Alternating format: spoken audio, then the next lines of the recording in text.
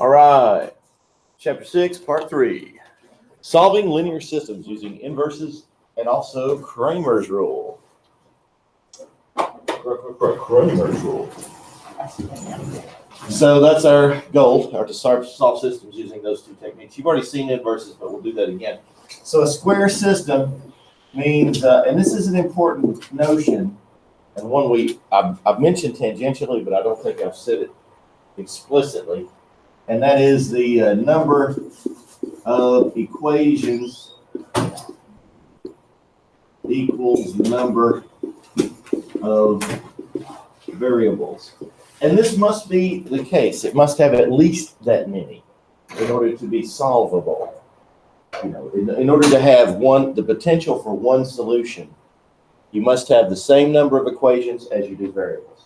So 3 equations, 3 variables, for example, meets the criteria of being potentially solvable. You could still have no solution. You could still have infinite solutions, but the possibility for a single solution exists. Now, if I had 3 equations and 2 variables, impossible. It's impossible for that to be a solvable system. Linear equations. Now, if they're higher power, there's a little bit of a different wrinkle there, but as long as they're linear, you must have the same number of equations as you do variables. Kramer's rule is a special way to solve systems with determinants.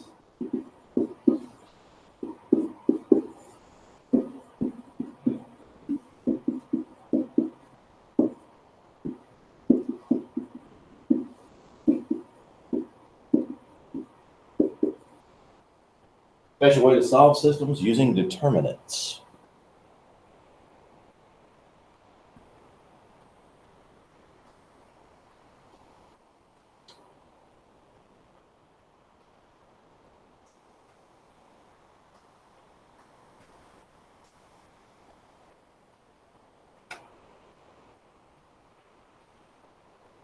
Okay, everybody good? Invertible square linear systems. Now, we've already talked about this, so I won't give you any redundant information. But you start with A times X equals B, where A is the coefficient matrix, X is the matrix of variables, and B is the solution column as a matrix. And then you wind up with this. So X, which is the variable list, equals A inverse times B. So that's what bears remembering here. That is the inverse way to solve a system.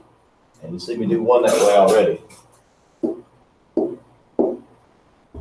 So the inverse way to solve a system is that equation. So what you have to do is create a X and B using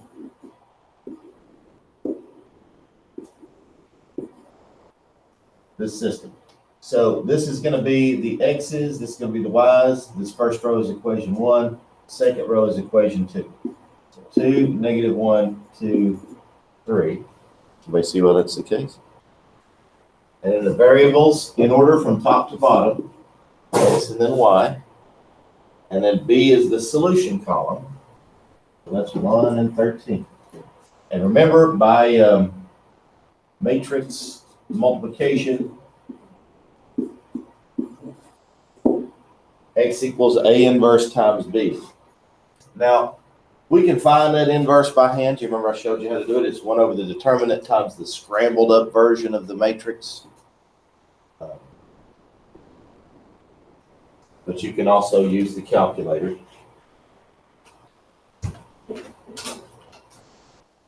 So let's do matrix, edit, A, and we'll change that to a 2 by 2. There we go. And it is 2, negative 1, 2, 3. There's that one defined. And then let's define B, which we need B to be a 2 by 1. And it should be 1 and then 13. So now we need to say matrix A, hit our inverse button, times matrix B. And it is 2, 3.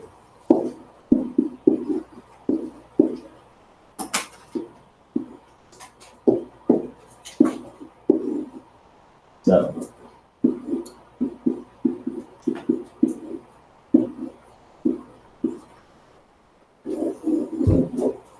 pretty efficient way. I still use RRAF as a default. I don't know if it's particularly advantageous over this method, but just what I got used to doing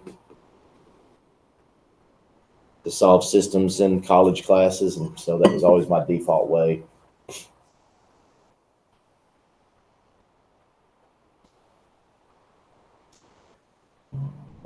Any questions about this?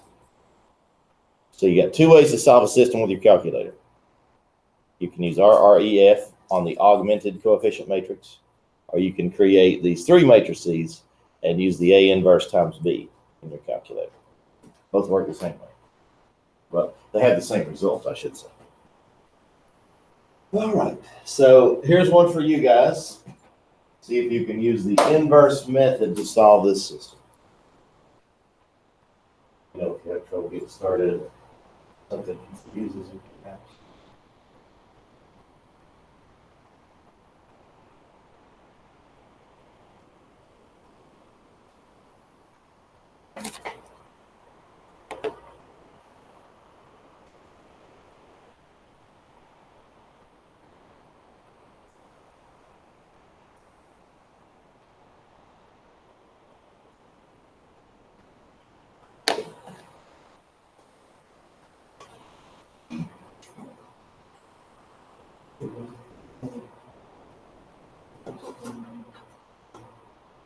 Well, how many variables here?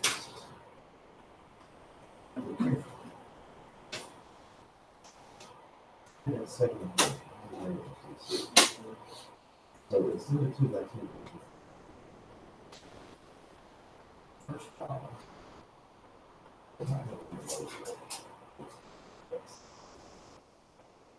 Above the matrix. Yeah, and then the next column will be 1. And the last column will be 2.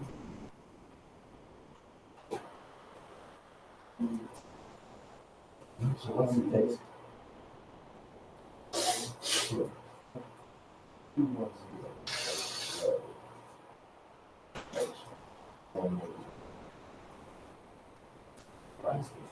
What is the 0? Maybe the X is the X.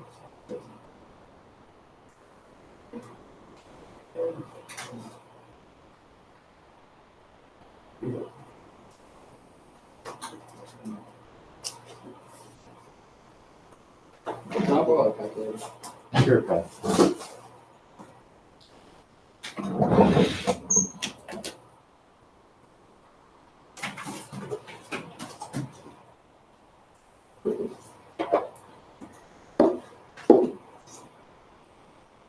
Give it about another 20, 30 seconds or so, and we'll discuss this one.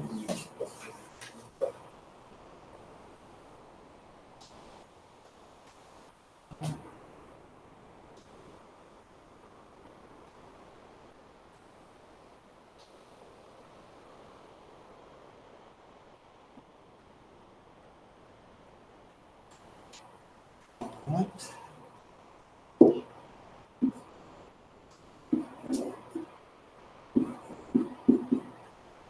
So, let's see, Ian, tell me what a matrix looks like. 2, 1, 0. Good. 1, 2. Good. 0, 5, 1. Excellent. Everybody see why that's the case? Yeah. All right, and then Holden, tell me what that B matrix looks like. 9, 12, -11. Very good. And so when I do the X matrix is just X, Y, Z. And when I find the inverse of A and multiply it by B, what do I get, Riley? That looks right. Can anybody confirm this? Okay, got the same result? All right, good job. Okay, so any questions about that technique? thoughts or comments? Okay, good. So Marquise has 22 coins. Now think about this. We've got nickels, dimes, and quarters. He has a total of 22 coins. We want to know how many he has. So we'll just say N plus D plus Q equals 22. And that comes from this information. The value of the coins is 275. So 0.05 times N plus 0.1 D plus 0.25 Q equals 2.75. Everybody with me so far? And that comes from this information.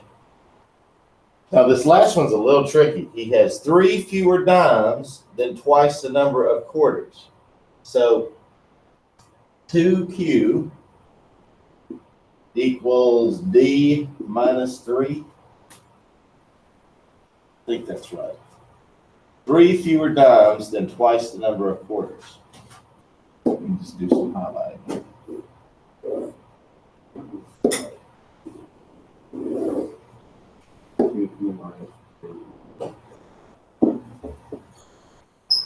Three fewer dimes. Yeah, it should be 2Q minus 3 equals D. 3 fewer dimes and twice the number of quarters. Yeah, I think you guys are right. So this minus 3 should be over on the other side.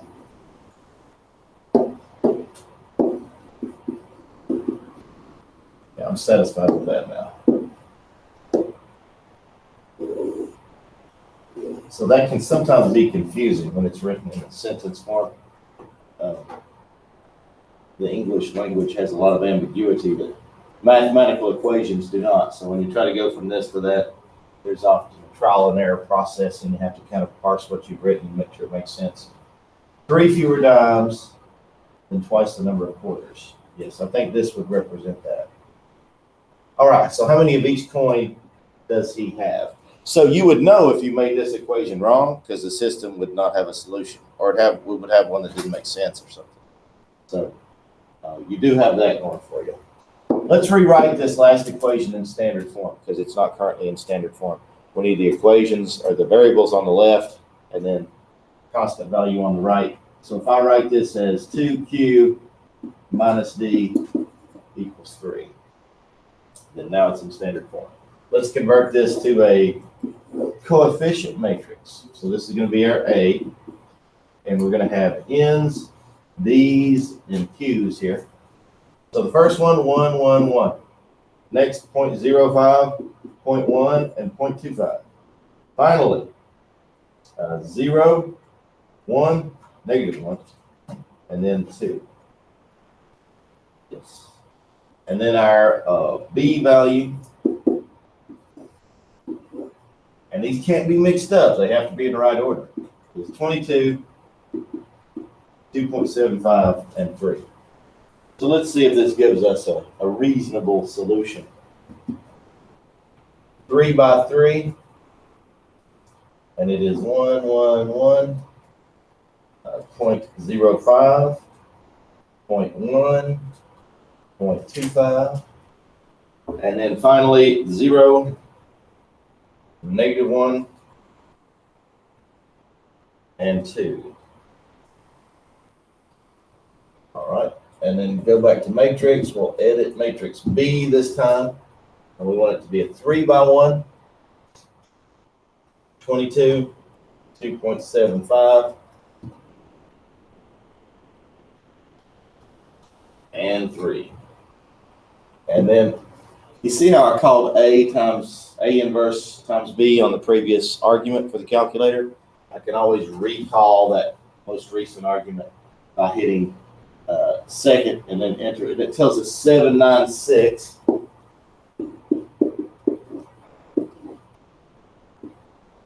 So let's just see if this works. 7 nickels, 9 dimes, and 6 quarters. Would that be $2.75? So 7 nickels is 35 cents. 9 dimes is 90 cents, so we're at $1.25. And then 6 quarters, $1.50 plus $1.25 is $2.75. Yes, that works. And then if I plug them in here, 7 plus 9 plus 6 is 16 plus 6 or 22, right? I'm not getting that answer now. Okay, so you've messed up on your matrix. Is what I'm almost certain.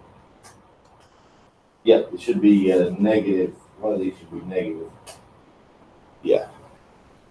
Other questions? Okay, so yeah, if we had gotten a weird answer here, we would have to go back and reevaluate our equation development process. Or no solution. Of course, that would indicate something was wrong. So here we are. We've solved Marquise's coin conundrum.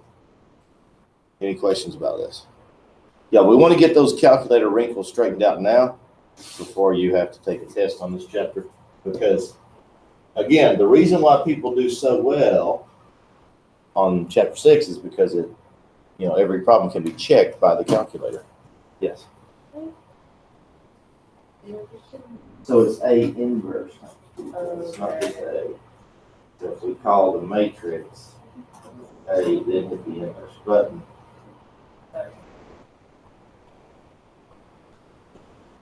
And it's still wrong.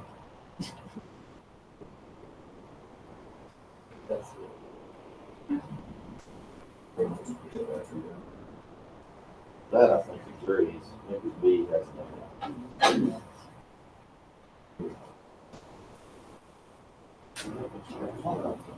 Let me try to find the error in your.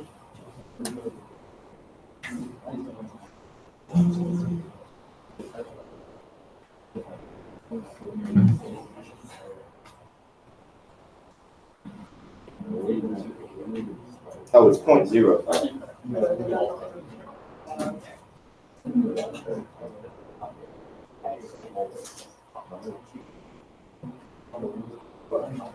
Yeah, you must be very meticulous with your data entry. Okay, so going on to Kramer's rule. So we now know two ways. This is a third way to solve systems using matrices. The first way used RREF, row operations.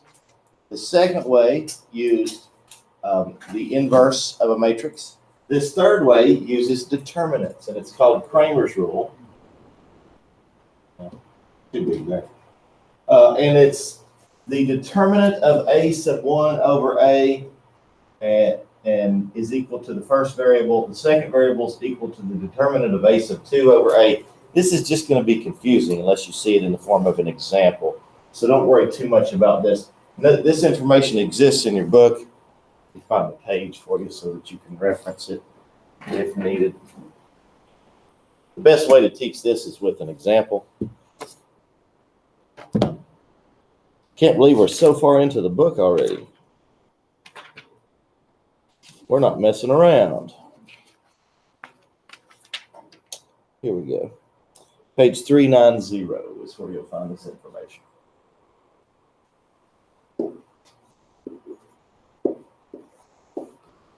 So feel free to review that, but I think the best way to teach it is to apply it. So first of all, we'll need a matrix for each of the variables, and then A itself. So A we're going to find, and then A for the first variable, and then A for the second variable. And the advantage to this strategy is you can find an individual variable solution by itself if you're unconcerned about the other variables. If there's one variable that is your focus, it's the only one you care about perhaps, you can find it individually without any extra work involving the others. Okay, so this is the solution, or the coefficient matrix. 4, -3, -5, 2. So A is the same as the A we've developed for the other methods to solve systems. A sub 1, however, we're going to take that first column, the one that represents the variable under consideration, and replace it with the solution column.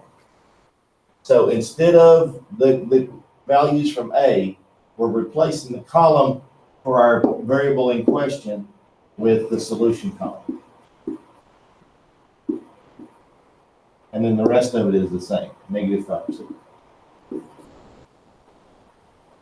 And for a sub 2, we'll do the same thing with the second variables column.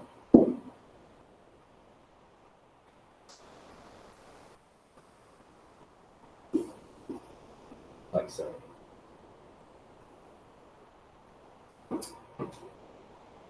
Now, once we have done that, we need the determinant of each of these.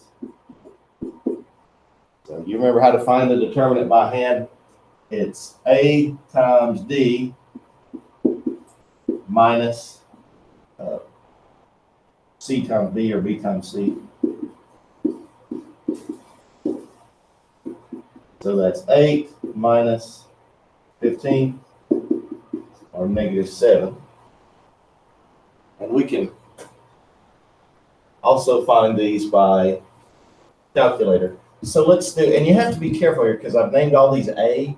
It can be confusing unless you really keep up with how you put these in the calculator. Because A sub 1 is not an option in the calculator. I'll have to use A, B, and C.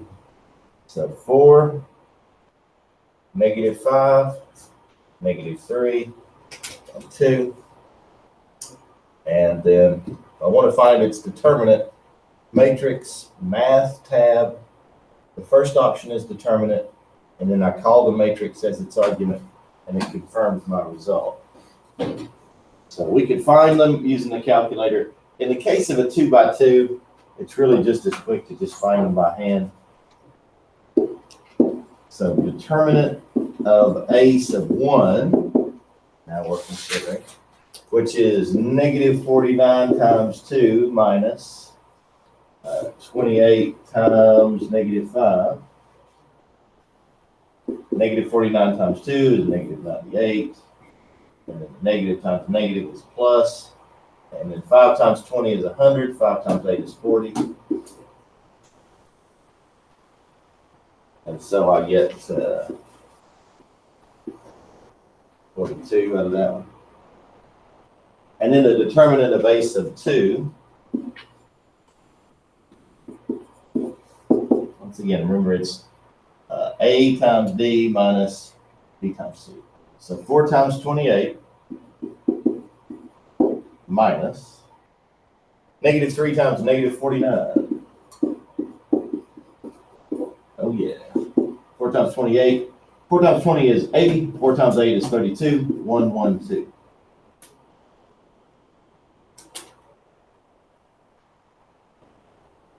And then the negative times negative is positive, and then we're subtracting that away. 3 times 49. 3 times 40 is 120. 3 times 9 is 27. 147. And then 112 minus 147 is negative 35. Like so. So once we have this information, we have everything we need to apply Cramer's rule. So we've developed those 3 matrices. We found their determinants, and now we can find all the solutions using Cramer's rule, which you'll remember was the determinant of the variable matrix divided by the determinant of A. So in every case, we're just going to use that technique. So in other words, X sub 1 is going to be the determinant of the variable matrix associated with X sub 1 over the determinant of A. So that is 42 over negative 7, which is negative 6. See how we can just find one variable if we needed to? X sub 2 is the determinant of A sub 2 over the determinant of A. And that is negative 35 over negative 7, which is positive 5. And let's just double check that this makes sense. 4 times negative 6 is negative 24. 5 times 5 is 25. Negative 24 minus 25 is indeed negative 49. And then if we plug it in here, negative 6, so that'd be positive 18 plus 10 is 28. Yes. So this is a valid solution for this system.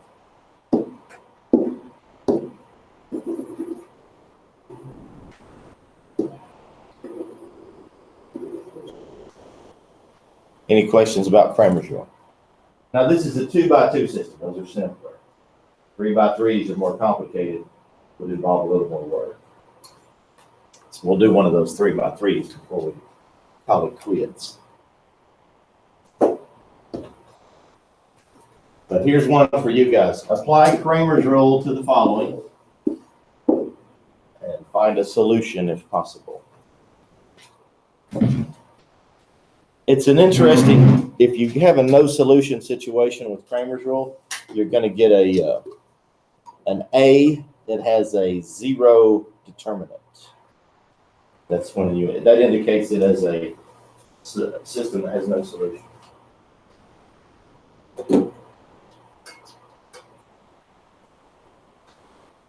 We need to have division by 0.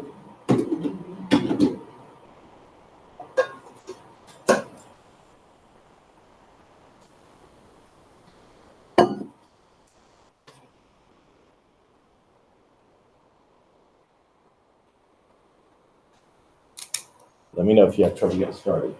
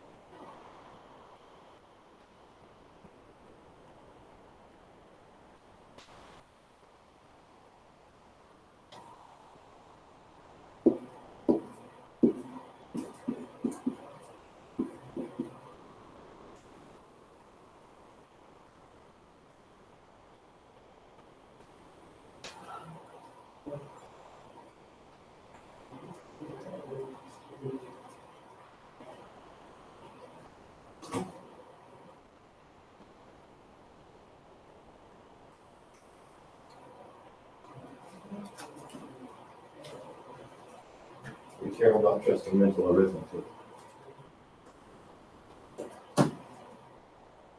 Especially on a high-stakes problem. This is not a high-stakes problem. A quiz or a test, don't be afraid to double-check yourself. Worth the time investment.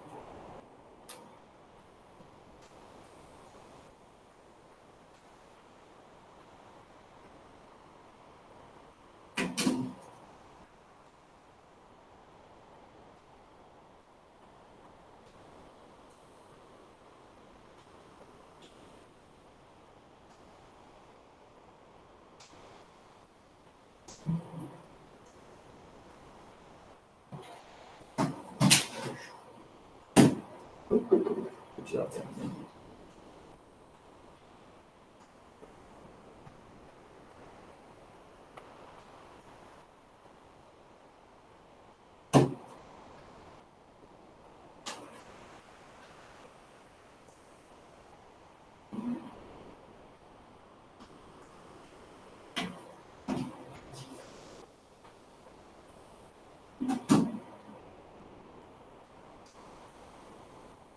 Good.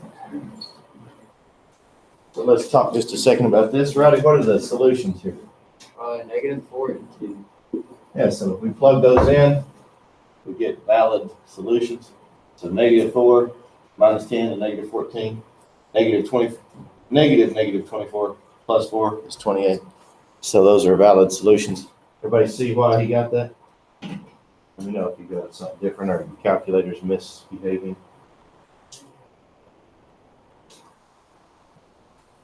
So remember, you find the determinant of A and then the determinant of, and usually in the previous example, the variables were x of 1 and x of 2. So usually for a problem like this, I would name the variable matrices A and then subvariable.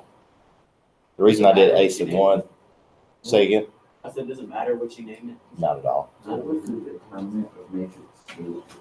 I got 56 and I'm waiting when you get 2 and a third. So why? I got 56 as well. Um, What determinant is 8 or 8? 28. 28. I calculated it. Okay, there you go. All right, so let's do another example together. This time we've got a larger system. So use Kramer's rule to find the solution of the system of linear equations if a unique solution exists. So first of all, let's populate A. And we've got A sub X, A sub Y, A sub Z, so on. First of all, though, matrix A. So tell me what matrix A is going to be here, Cody. 0, 1, 4, Good. 2, -2, 1, 0, -. Excellent. Everybody see how you got those values? One must be attentive to detail, because if you had overlooked one of those zeros or put it in the wrong place, the answer would be wrong. All right, now A sub X. In this case, we're going to take the X column, which is that leftmost column, and we're going to replace it with those solution values instead of the values from A. So 1, -1, -18, and 7. And then the rest of it is matches A. So that's A sub X. Now let's do A sub Y. Remember I told you, determinants for 3x3s, probably shouldn't do those by hand as a rule. It's just too much work. You're going to waste a lot of time. Your calculator can do them instantly. So I don't mind if you just do those by calculator method.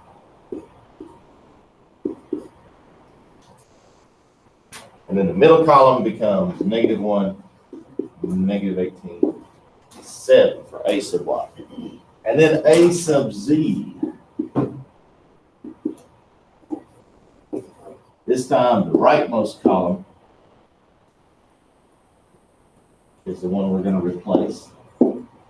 But the rest of it's the same as A. Yeah.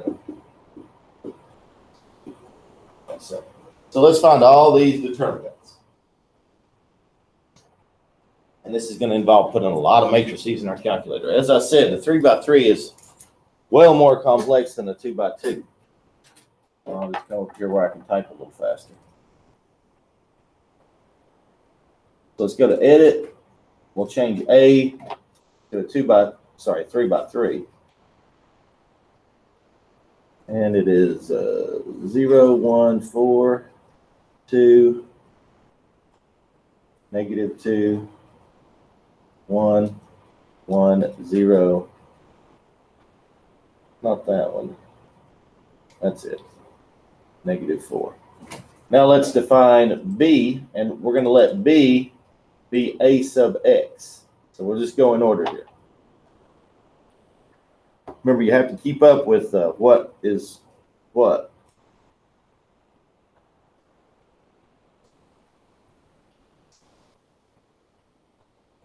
Okay. And then I'm going to let C be A sub Y.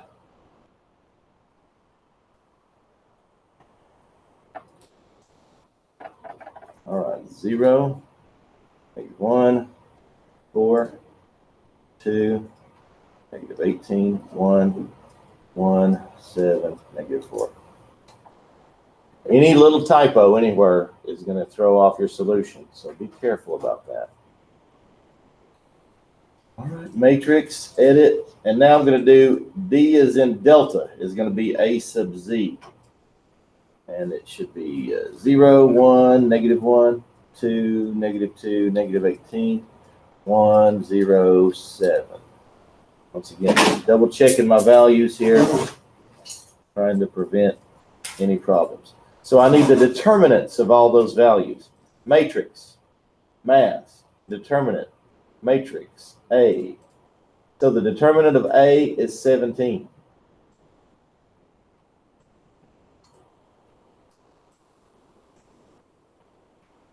Now let's do it for B.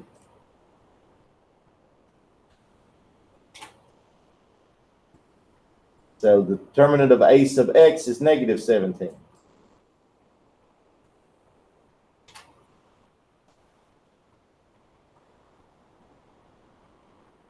All right. Can you guys write that well with a mouse? That's why I would beat you in Fortnite. How much space bar? Colin is one person I'm not very confident I could beat. That cat's got some skills. He took me down once. I'm a little traumatized by that. You'll have to get revenge for it too. I will have to, sir. So the determinant of A sub y, change the matrix here to C, is 119. And then the determinant of A sub z, we put that in our calculator as D,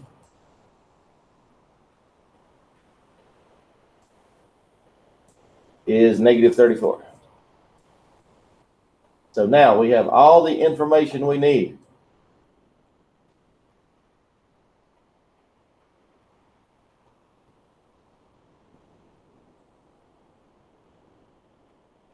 To solve our system using Kramer's rule. We remember that X is going to be the determinant of the variable matrix divided by the determinant of A. And so that's negative 17 over 17, which is negative 1. So there's our X. Trying to keep my work organized here. All right, and then Y is going to be the determinant of Y's variable matrix over the determinant of A, which is 119 over negative 17. I mean, negative something. Let's see here. 17 times 7. So 119 divided by negative 7 is negative 17. No, I think it's positive. switch that up. Yeah, positive. Yeah. It's a positive. It's a positive. Yeah. Determinant of A was positive 17 and then. Oh, Okay. Dirk, sorry. Thank you. Yes, my bad. I was trying to see where you guys were saying. I got confused because I was worried about the division here. Okay, so yeah, I just looked at that one. So positive 17. 17 goes into 119 7 times. Positive 7 times. So there's our Y value.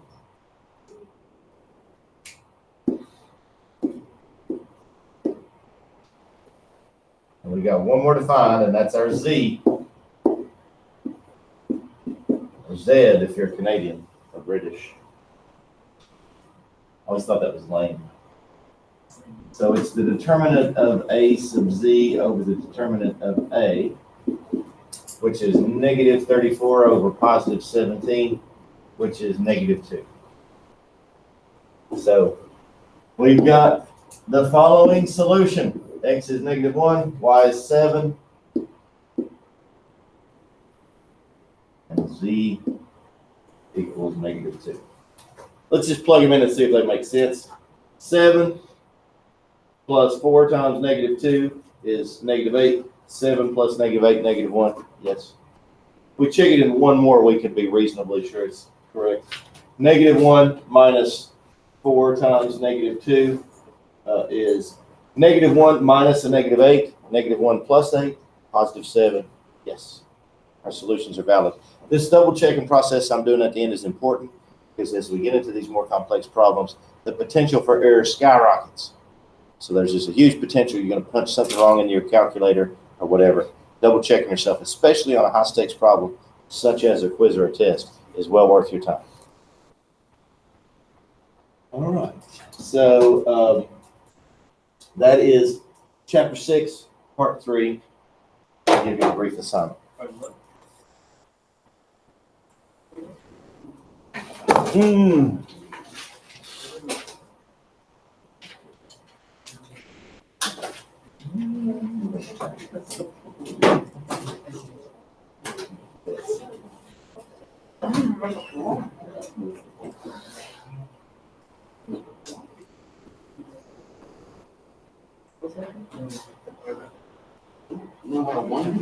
I see Jessica. So your task is page 392, 2 through 20, evens only. Don't mess up and do the odd ones. You're doing extra work for no reason. That would be cool. It happens every year, a couple I'll be kids. sure to check. I'm like, I ain't doing Now, tomorrow, we will have 2 lessons in one day, but they're both even briefer than this. So the aggregate will be not more work than you're expecting, or you should have expected for every lesson.